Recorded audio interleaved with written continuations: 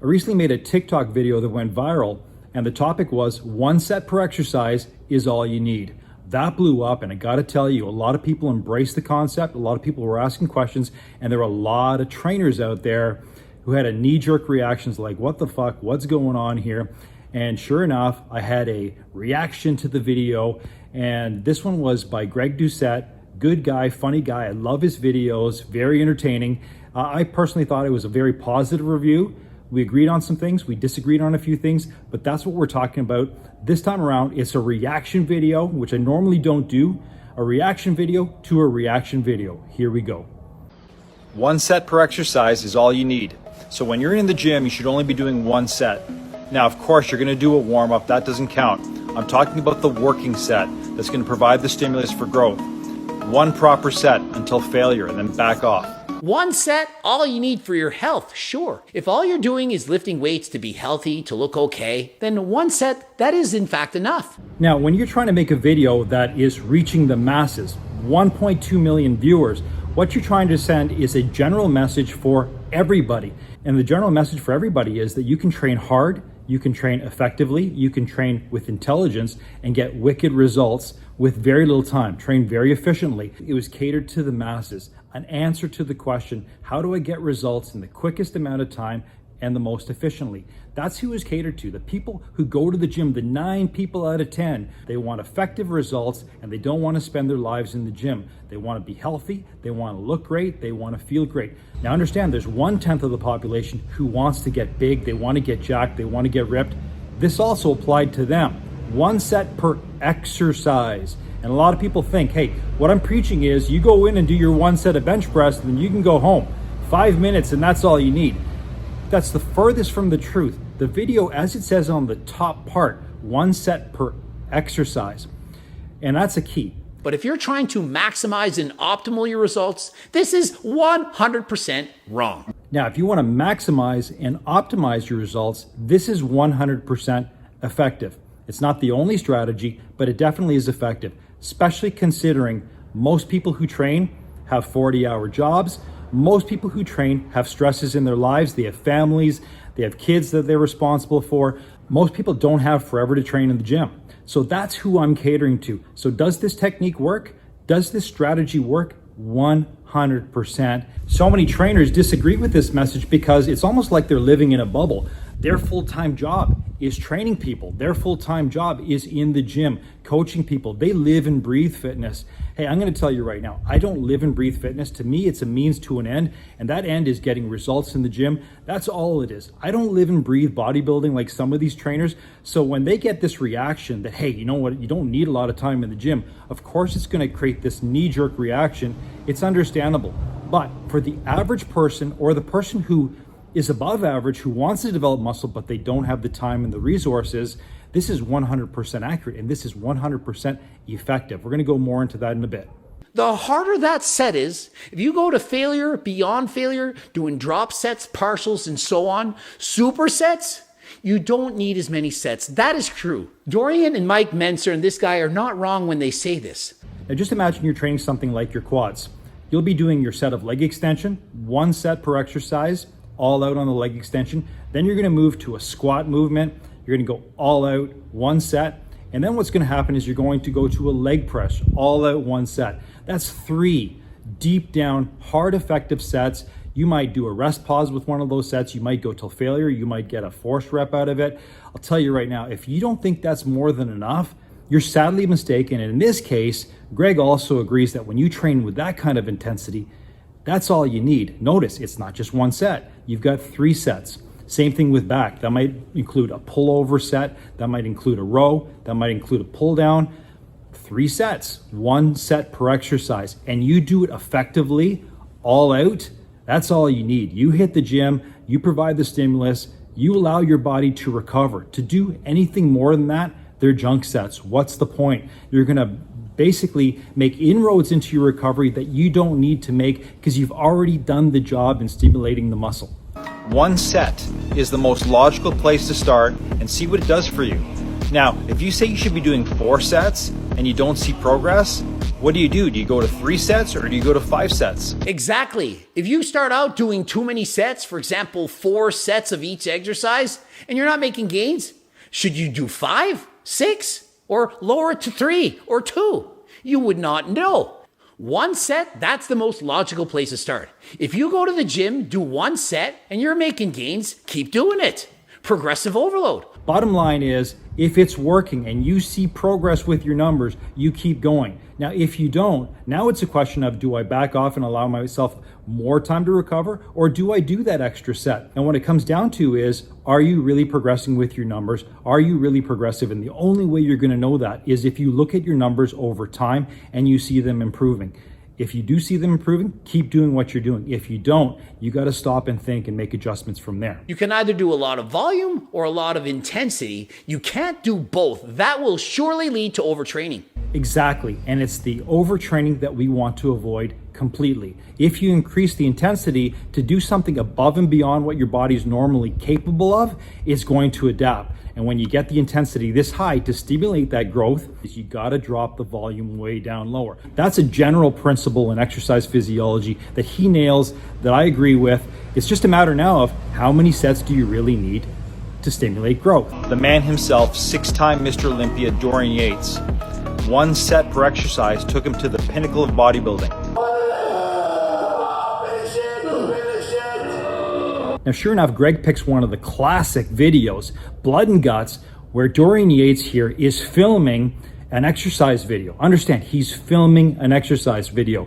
And Dorian Yates wanted to make it a little more ominous. That's why it's in black and white. You notice the do-rag, you see the big muscles, the tattoos. You've got a trainer screaming at him like crazy. Don't you think maybe this was for effect? Do you think that this was maybe to augment the legend of Dorian Yates? Do you think there was some entertainment value? Does the trainer really need to scream that much? Did Dorian Yates really need to wear a do-rag? I had heard that they initially said to Dorian, let's put some oil on you, get you tanned up, put on some sunglasses. And he says, no, I want to make this as real as possible.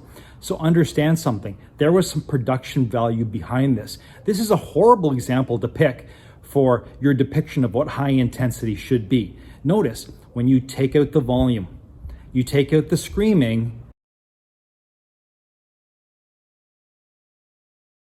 the video looks like 1 forced rep that's being assisted by his trainer. That's all it is. Take it for what it's worth. Don't read into it. Take the sound out, and it's just 1 forced rep with a dude who happens to be very big. He did that 1 set so hard that 99% of the population could not train that hard. So 99% of the population can't try that hard? You mean they can't have a trainer assist them with a forced rep? Like, seriously? Have you seen trainers out there help a beginner with a forced rep? I have. I've done it numerous times as a training coach. You help them with a rep. It's not a big deal. We're going to watch another example. James Fisher training one of his subjects. He's not jacked up, very controlled motion. He's doing a lat pull down, controlled. It's safe. It's effective. It's a little bit slower. He goes actually into deeper failure than Dorian does in the video. Now, let me ask you something. Is this 99% of the population? To me, he seems like a fit dude. An everyday average person that can do the exact same type of training, going till failure and then a little bit beyond. Don't make it bigger than it really is so you can sell this reaction video that tries to prove your point. Because the reality is, when you watch this video, you realize, I could be that guy. I can do that, and I can do that safely. I can do that effectively. And you know something? This is not 99% of the population that can't do this. I think when you say that, you're selling a lot of people short. I'm here to say that anyone can do this. Anybody with a proper coach, proper technique, and a little bit of experience can capitalize this and make kick-ass results in very efficient manner and in a very quick period of time and see some real quantitative results. And so the first set, if you go in the gym, you don't have a lot of time, and you do 1 set, you can make 50% of the gains from just doing that 1 single set. Now, Greg is quoting one of Brad Schoenfeld's studies where you can get 50% of your gains from that 1 set. Now, let me ask you something. What if that's that 1 set till failure? Could it be more than 50%? Could it be 70%? That 1 set can make a huge difference to that guy's progress. And then you go on to squats and you're all out. Is it 80, 90%? You might have already been at 100 after that second set. But then what you do is do one other exercise, another exercise, one set per exercise. Now you go to leg press and you're all out. Then you squeeze out another rep, pause for another 5 seconds, and then squeeze out one more rep. You've probably hit 100% capacity. The harder you train, the harder that set is. If you go to failure, beyond failure, doing drop sets, partials, and so on, supersets, you don't need as many sets. That is true. But what if you keep going? 6, 7, 8 sets to failure and beyond? It's overtraining. You're going to lose progress. Anything above and beyond that, you are overtraining. You fucked up. You've done way too much for no good reason other than maybe getting more ripped. But I'll tell you what'll ensue after that. You're going to start getting fatigue. You're not going to get the motivation to go to the gym. You're going to have injuries. You're going to say, fuck, man, like this isn't working. I'm not seeing progress. Is that what you want? Doing one set, the greatest bang for your buck. Every set after that is not going to offer as much benefit as the first, but it doesn't mean you should stop at just one. Exactly. You shouldn't just stop at one. If I do a set of pullovers for back, is that it? Am I going home after that? Of course not. I'm going to move on to my second exercise, one set per exercise. I want to keep reiterating that because that's the whole point of the viral video that I made. And that's why I put the captions up at the top. You move on to your next exercise. You move on to a row. One set, all out till failure. And then, as I've said before, you move on to a pull down or a pull up. And I want to offer some other perspective here. You take a look at the background behind me. I don't have a bunch of products. I don't have a picture of products. What I offer is, take a look around. I got some fresh air. I've got a truck behind me. I'm in my front yard. That's what I'm selling. I'm selling an idea. I'm selling a concept that's going to save you some time.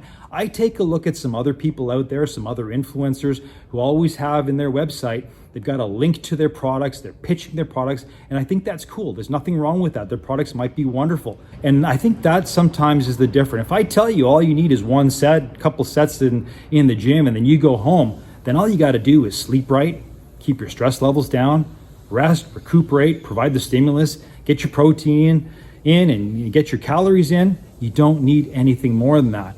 But if I start pitching this idea of you need to do 5 sets or 7 sets or 10 sets, guess what? You're going to need the product in the back. You're going to need the glutamine. You're going to need the pre-workout. You're going to need the protein supplements. You're going to need the whatever. And I think sometimes you take a look at these trainers and you think, hey, what's the objective here? And if they offer something wonderful, that's fantastic. But to perpetuate this idea that more is better, and by the way, to facilitate that more is better, use some of my stuff, I'm not all about that. I'm all about just doing this as naturally as possible, free of steroids, doing this sustainably so you can live a long, healthy, productive life for the masses, as well as the bodybuilders who want to get into shape efficiently, hence the mention of Mike Menser, Dorian Yates. There's a slew of other guys who are moving towards higher intensity. And as Greg said in the video, this is all about training harder, more efficiently, less volume. This is not saying train with super intensity for only one set. That was not the point of the video. And I hope I cleared that up with this video. Like I said, Greg is a wonderful guy. I love his videos. I think he's a smart man. I think he's got some great concepts. And I appreciate the fact that he saw some merit and some value and some good content in my video and that he critiqued it. And I thought he did a good job. I enjoyed the video, and I hope you enjoyed this video to give a little more clarity, because when you do a 30-second, 60-second video on TikTok, you're not trying to explain everything. I'm not a textbook in 30 seconds. So it provides a concept, it makes people think, and that's why people comment. I don't shut off the comments. What I do instead is I take in the comments because people are intrigued. They're going to start asking questions, and that's where the real dialogue begins. And then you start questioning for yourself. You say, you know what, I wouldn't mind trying this. The research is a reference point. You give the research a try, and then you become your own test subject. You try it for yourself. And if it doesn't work, it doesn't work. Do the high volume just as I did at one point, and it doesn't work. Guess what? I'm not doing it anymore. I don't need a study to keep validating that I need to keep doing the same thing over again. If it doesn't work, I can be the decider of that. And I can try the higher intensity with lower volume. And if that doesn't work, and I don't see progression, which by the way, I have, but if I didn't, guess what? I'd abandon that as well. So my point is, give things a shot, try things out on your own, don't be naive, and then balance it out for yourself. Try it yourself. Because I'll tell you right now, I give people who try things a lot more credit because now they have firsthand experience based on the research they've gathered. Give it a shot for yourself, see how it goes.